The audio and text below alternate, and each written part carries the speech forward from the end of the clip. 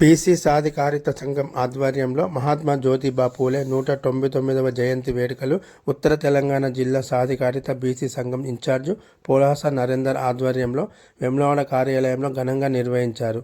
ఈ సందర్భంగా పోలాస నరేందర్ మాట్లాడుతూ జ్యోతిబా పూలే అట్టడుగు బడుగు బలహీన వర్గాల వారు ఆర్థికంగా, సామాజికంగా, విద్యాపరంగా, ఉపాధి ఉద్యోగ పరంగా, రాజకీయంగా అన్ని రంగాల్లో ముందంజలో ఉండాలని ఎంతో శ్రమించారని, అహర్నిశలు కృషి చేశారని అన్నారు.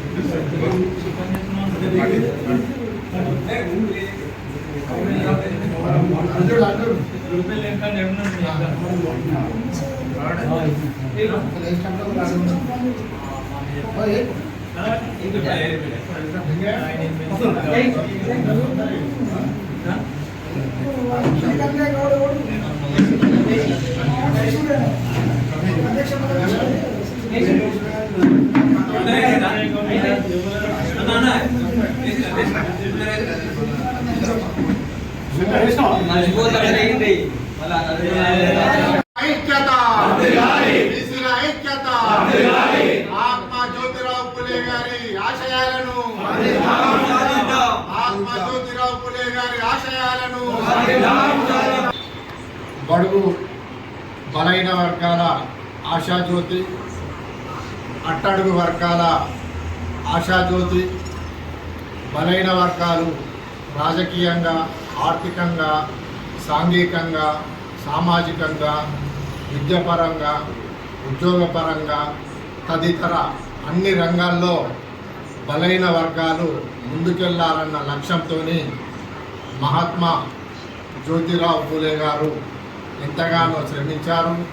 ఎన్నో త్యాగాలు చేసి, ఎన్నో ఉద్యమాలను చేపట్టి బీసీల ఐక్యత కొరకు, వారి సమస్యల సాధన కొరకు ఎంతగానో కృషి చేసిన మహాభావుని యొక్క జయంతి ఈరోజు 200 సంవత్సరాల జయంతిని వేడుకలను బీసీ సాధికారిత సంఘం పక్షాన బీసీ సాధికారిత సంఘం కార్యాలయంలో జరుపుకోవడం చాలా సంతోషం. ముఖ్యంగా జ్యోతిరావు పూలే గారు ప్రతి ఒక్కరికి విద్య రావాలి, విద్య అత్యంత ప్రాధాన్యమైనది, విద్య వజ్రాయుధం లాంటిది, విద్య వస్తే మనిషి జీవితానికి బంగారు పాట వేస్తుందన్న లక్ష్యంతో ప్రధానంగా విద్యపై దృష్టి కేంద్రీకరించి తన సొంత డబ్బులతోని పాఠశాలను నెలకొల్పి మరి అణగారిన వర్గాలను, బడుగు బలైన వర్గాలను అందరినీ బడిలో చేర్పించి మరి విద్య నేర్పించిన ఘనత మహాత్మా జ్యోతిరావు పూలే గారికి దక్కిందని సందర్భంగా తెలియజేస్తున్నాం. ముఖ్యంగా తన భార్య సావిత్రిబాయి పూలేను ముందుగా బడిలో చేర్పించి చదివించి తనను ఉపాధ్యాయులుగా చేసిన ఘనత తనకే దక్కిందని సందర్భంగా తెలియజేస్తున్నాము. భారతదేశంలో మొట్టమొదటి మహిళా ఉపాధ్యాయురాలు మరి జ్యోతిరావు పూలే గారి సతీమణి సావిత్రిబాయి పూలే గారు అనే సందర్భంగా తెలియజేస్తున్నాము. మరి రాష్ట్ర కేంద్ర ప్రభుత్వాలు మహాత్మా జ్యోతిరావు పూలే గారి సిద్ధాంతాలను, ఆదర్శాలను, ఆశయాలను కొనసాగించాలని, బీసీ హక్కుల సాధనకు, బీసీల ఆత్మగౌరవాన్ని కాపాడడానికి కొరకు, మరి బీసీల సంక్షేమం కొరకు రాష్ట్ర కేంద్ర ప్రభుత్వాలు చిత్తశుద్ధితో పనిచేయాలని, కృషి చేయాలని సందర్భంగా రాష్ట్ర కేంద్ర ప్రభుత్వాలకు బీసీ సాధికారిత సంఘం పక్షాన విజ్ఞప్తి చేస్తున్నాము. ముఖ్యంగా రాష్ట్ర ప్రభుత్వ పరిధిలో ఉన్న బడ్జెట్లో బీసీ జనాభా దామాషాన అన్ని రంగాలలో మరి బీసీలకు నిధులు కేటాయించాలని, మరి రాజకీయ రంగంలో మంత్రివర్గంలో కానీ, నామినేటెడ్ పోస్టుల్లో కానీ, పార్టీ పదవుల్లో కానీ జనాభా దామాషాన మరి రాష్ట్ర ప్రభుత్వం బీసీలకు అవకాశాలు కల్పించి రాజకీయంగా ముందుకు తీసుకెళ్లాలని రాష్ట్ర ప్రభుత్వాన్ని విజ్ఞప్తి చేస్తున్నాము.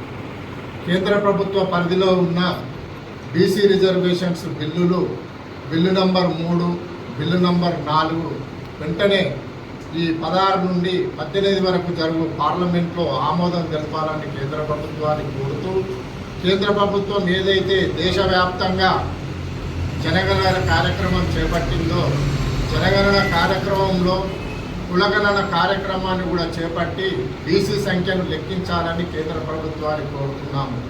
కోర్టులు ఏమంటున్నాయంటే, బీసీలకు రిజర్వేషన్లు ఇవ్వాలంటే ప్రభుత్వ పరంగా మీకు జనాభా లెక్కలు కావాలి, మీ జనాభా లెక్కలు ఉంటేనే మీకు రిజర్వేషన్లు ఇవ్వడం సాధ్యమవుతుందని కోర్టు అడ్డంకులు చెప్తున్న దృష్ట్యా మరి ఈ యొక్క జనగణనలో బీసీ కులగణనను కూడా చేపట్టాలని సందర్భంగా కేంద్ర ప్రభుత్వాన్ని కోరుతున్నాము. అంతేకాకుండా కేంద్ర ప్రభుత్వం నియోజకవర్గాల పునర్విభజన కార్యక్రమాన్ని చేపట్టబోతుంది. అందుకు స్వాగతిస్తున్నాం, మేము హర్షం ప్రకటిస్తున్నాము.